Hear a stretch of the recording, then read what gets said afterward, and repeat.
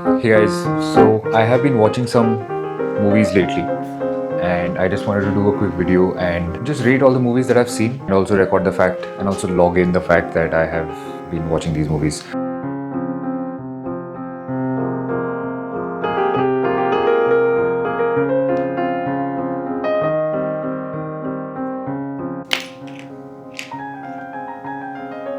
So Lizzie has been peeing in a way that is very weird. So she starts peeing and then she stands up. I don't know whether she's doing it to establish her territory because she feels threatened by Luna and Lobo, or whether she's just doing it because she's having fun. There's no way to tell. So one battle after another is a straight on 9 out of 10. This movie is just one word for this movie. It's amazing. The film is what I call on the money.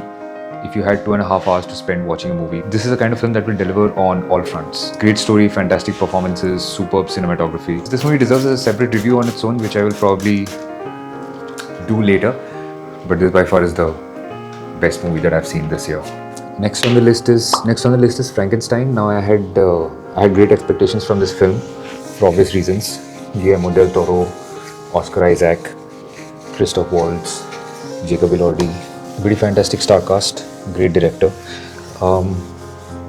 It's not a bad film. It has got great special effects, solid performances. But I think the pace of the film was a little off for me. The story has a bunch of strong characters, but the film is not able to develop them to their full potential. And therefore, I don't think it does justice to the story. I would rate Frankenstein at about 6.5 out of 10. Next on the list is It Could Happen to You. It's a lovely little story, nice characters, good performances. I'm going to give it a 7 out of 10. The next movie I saw is Age of Innocence. I'd give it an 8 out of 10. This is a very unusual Martin Scorsese film. This film is a visual delight. There's incredible detailing in every scene, great writing, strong performances, and a good story. Next on the list is The Fall Guy.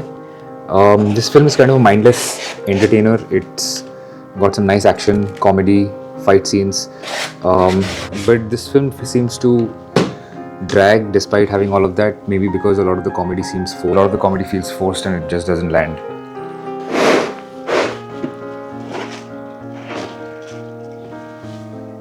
The film makes good actors look mediocre because of the weak writing. I personally liked Atomic Blonde and Bullet Train in that order, by the same director, much more than this one. The one thing I did like about the film is the fact that all the stunts in the film are real. There is no CG, which makes sense because the film is a tribute to stuntmen and real stunts. Fall Guy is about 5.5 out of 10 for me. Next on the list is Steve. This film is packed with a bunch of strong, memorable performances led by Cillian Murphy. I love the cinematography, but only up to a certain point, after which everything kind of starts feeling rushed. The film is pretty intense and ends without resolving a major arc in the plot. Now, with some films that is okay if one arc is satisfying enough to leave the other one open-ended and mysterious or inconclusive. But that's not the case with this film.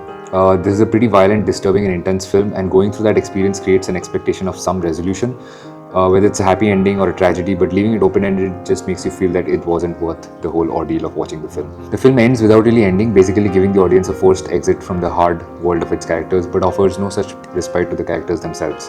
I think this film could have been better as a series where they took time to show the whole story and how it ends. For me, it started off as a great watch.